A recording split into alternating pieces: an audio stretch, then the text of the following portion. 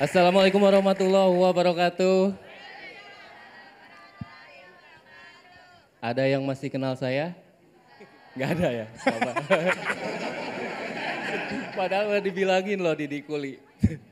Tapi Indosiar nih pinter kayaknya, cocok nih. Saya dikasih tema FTP. Ya kehidupan kuli saya memang seperti FTP. Ya kan? Nah sekarang juga saya disuruh membahas pintu berkah. Sekedar informasi itu pintu berkah, pintunya saya yang masang itu.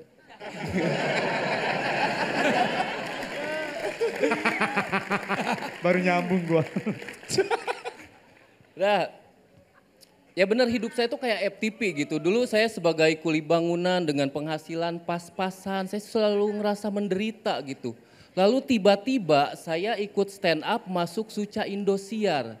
Ini ibarat FTP nih, kayaknya ini hidup saya ini happy endingnya ini nih. Ya kan? Itu pas saya masuk Suca tuh, silakan mau tepuk tangan. Pas beres Suca itu saya juara 2 tuh, saya udah ngerasa wah bansos dari pemerintah semua saya lepaskan. Asik. Saya lepas. Jatah raskin saya kasih ke teman saya. Kawan, kayaknya kamu lebih cocok dapat raskin. Sekarang saya ngerasa tidak pantas disebut kaum duafa. Iya saya pernah diajak mandor abis Suca nggak mau. Sama mandor saya udah dianggap kuli star syndrome lah. Ya gimana abis Suca saya seneng banget gitu. Abis Suca terus saya pernah juga main FTP.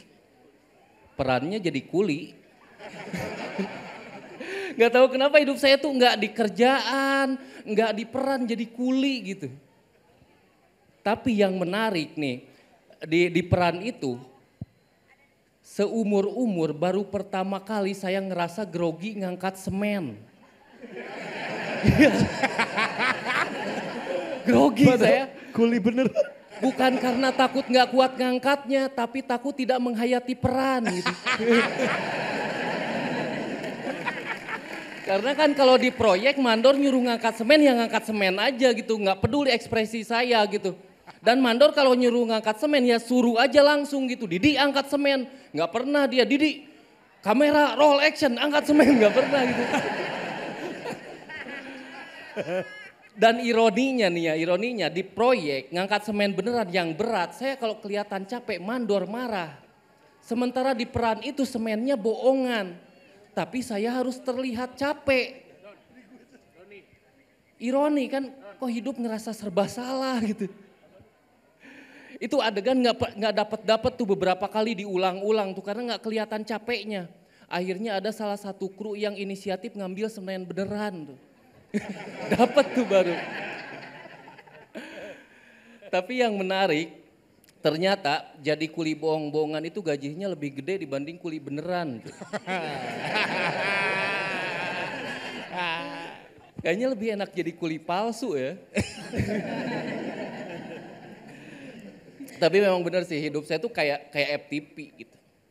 Dan kadang-kadang saya kalau ngelihat FTP agak gemes gitu, kayak pengen gitu ngeritik sedikit.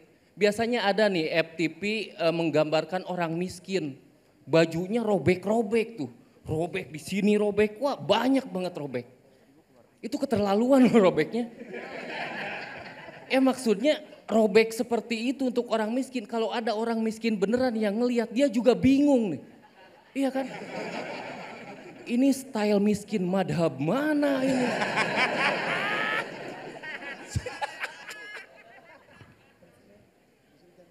Terus udah mah bajunya robek-robek, mukanya dibikin cemong lagi. Ya maksudnya gini loh, orang miskin itu kekurangan harta bukan kekurangan air.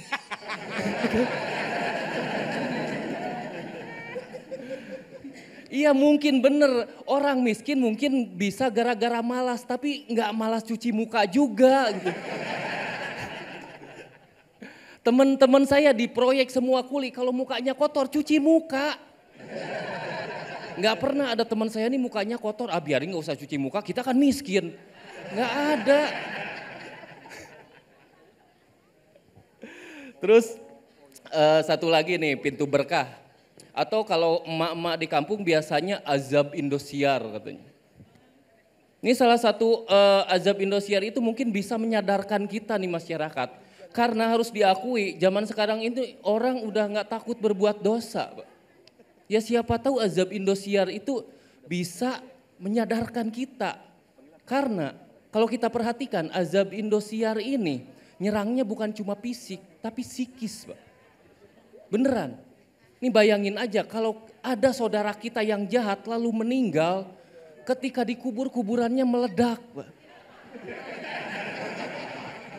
Yang tersiksa bukan cuma jenazahnya tapi keluarganya loh. Ini sekarang kita kalau ada saudara kita yang jahat ketika meninggal, pas dikubur bukan cuma butuh ustadz tapi butuh penjinak bom, Pak.